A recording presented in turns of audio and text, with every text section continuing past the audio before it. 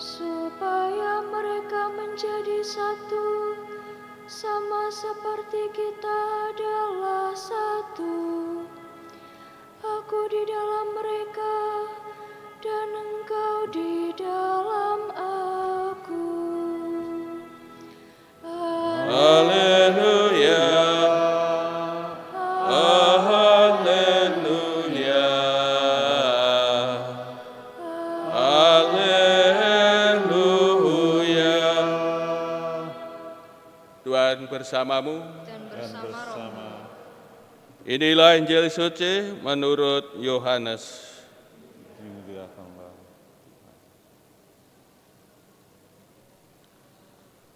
Pada perjamuan malam terakhir, Yesus menengadah ke langit dan berdoa bagi para pengikutnya.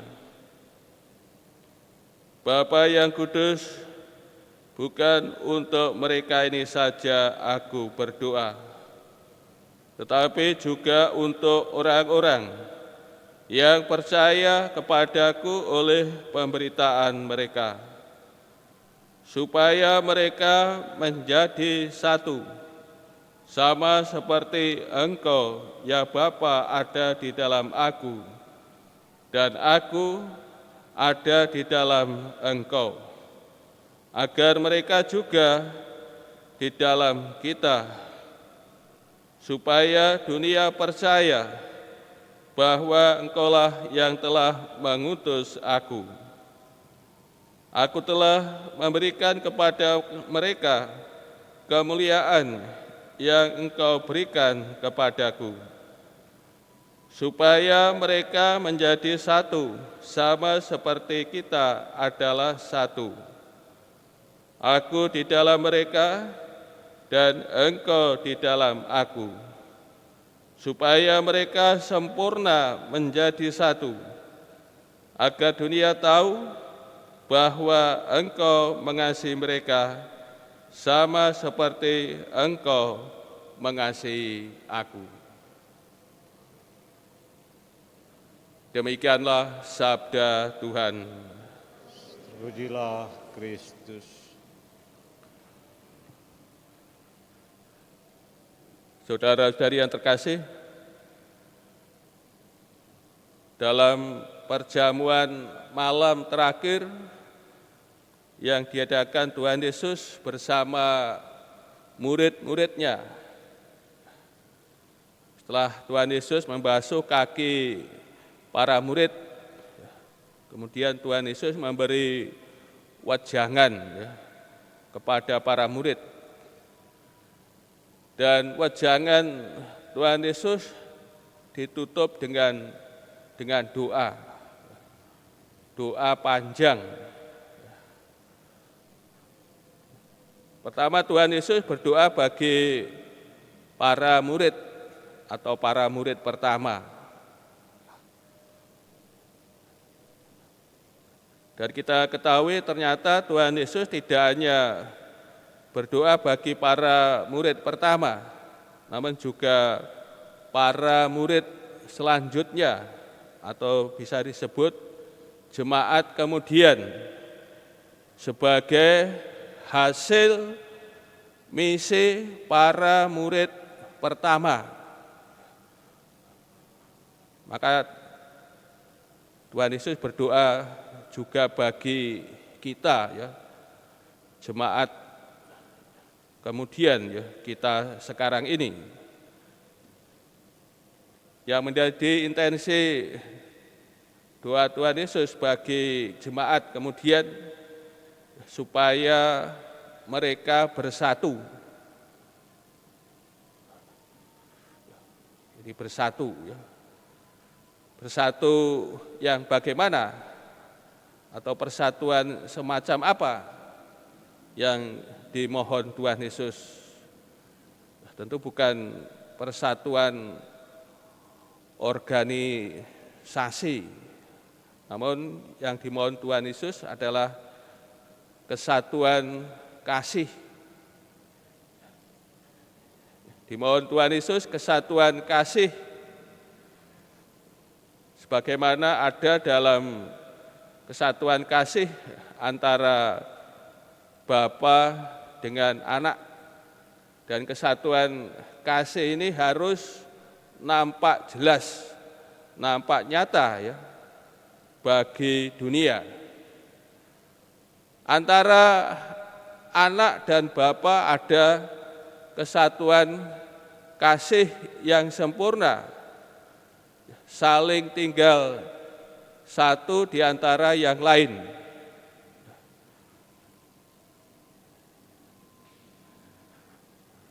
Bapa mengasihi putranya, ya mengasihi Tuhan Yesus dan memberikan segalanya ya kepada ya Tuhan Yesus. Kesatuan kasih antara Bapa dengan anak tidak hanya menjadi contoh atau model kesatuan di antara kita para murid, juga menjadi dasar dan sumber kesatuan di antara kita para murid. Ya, kita para murid ditarik ke dalam kesatuan antara Bapa dan anak dan diangkat ke dalam kesatuan ilahi. Atau dirumuskan secara terbalik, kesatuan ilahi oleh Tuhan Yesus dibawa ke tengah-tengah para murid. Kasih Bapa yang ada dalam Yesus oleh Yesus dinyatakan ya di tengah-tengah para murid. Ini yang terjadi. Saudara-saudari yang terkasih, kesatuan kasih ya di antara kita para murid bersifat misioner,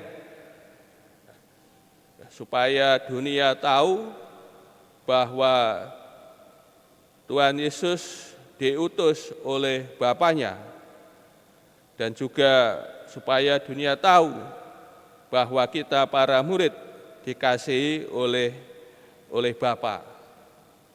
Maka kita disadarkan melalui doa Tuhan Yesus ini hal yang penting ya, supaya terjadi di kemudian hari untuk para jemaatnya ya, supaya mereka bersatu ya, bersatu.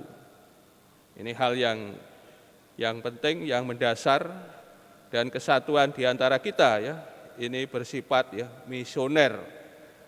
Tujuannya supaya dunia tahu bahwa Yesus diutus oleh Bapa, dan tentu juga tujuannya supaya dunia juga percaya kepada Tuhan Yesus, beriman kepadanya, sehingga memperoleh keselamatan.